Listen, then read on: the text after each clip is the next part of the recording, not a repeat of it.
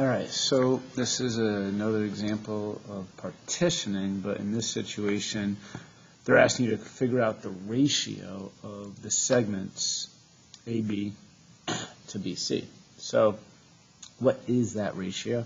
So, well, it's basically the same thing, right? We want to know, if we think about what is the x distance and the y distance, we can kind of get our understanding of the ratio. So if I want to find my x distance, right, that's my horizontal distance from this point to this point, you know, and that is a total of 12 units, right, whatever those units are. And then if I want to know my vertical distance, that's also kind of a vertical distance going down. So notice that I'm going from this point to this point vertically, and that is from 4 to -4, which is 8 units.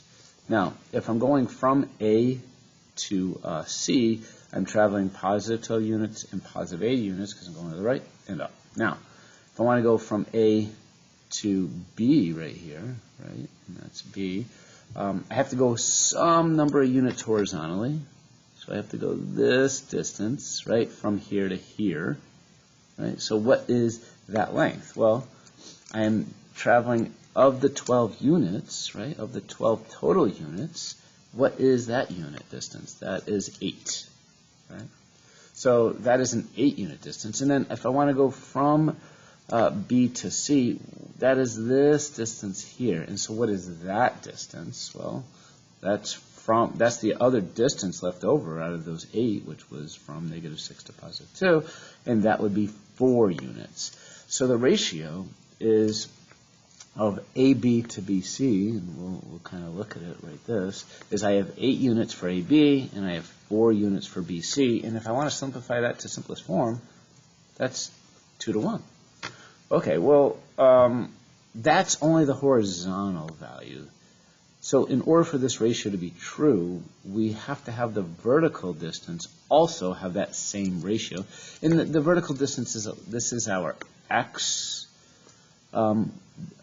ratio, which we'll call it x ratio, but the y ratio should be the same. And it's, again, we can kind of calculate it from -4 right here. So this is our y1 and this is our y2. I guess I should kind of help remind you, you're going from x1 to x2 and y1 to y2, so you're going horizontal and vertical.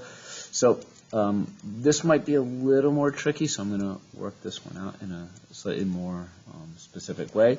But if I'm going from -4, let's just say I have a vertical number line, right, and I start at -4, and here's 0, and here is 4/3.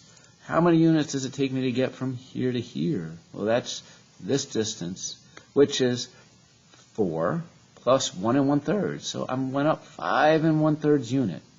Now, if I want to go the rest of the way up, right, and let's say I want to get to my y2, which is 4 on a vertical number line, right, because that would be just this distance here set off to the side. Well, I go from 4/3 to 4 is, well, this is 1 1/3 is another way to kind of think about that. So I have to go 2 2/3 from here to here. 2 2/3, right? And this is where my y1 was and my y2 is, if I look at the -4 here and the +4 here and the 4/3. So I just calculated the distance vertically from here to here to here is 5 1/3.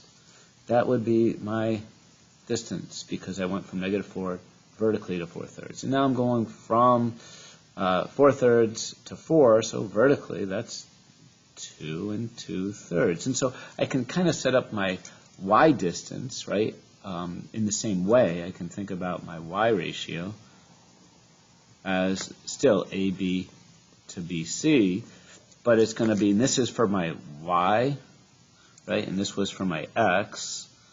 So my y ratio would be 5 1/3 to 2 2/3. Well, this looks awkward, so let's get fractions turned into, mixed numbers turned into fractions. So 3 times 5 plus 1 is 16 thirds. And then 3 times 2 is 8 plus 2 is 8 thirds. And anytime denominators are the same, I can actually just wipe them off because I can multiply it by 3 and they would cancel out. And so this reduces to 16 to 8, which then reduces to 2 to 1. So the ratio for both y and x is the same, 2 to 1. So that means that I go 2 units to 1 unit. I go 2 units to 1 unit. Now, of course, that's just multiplied in its length, but this is the ratio in simplest form.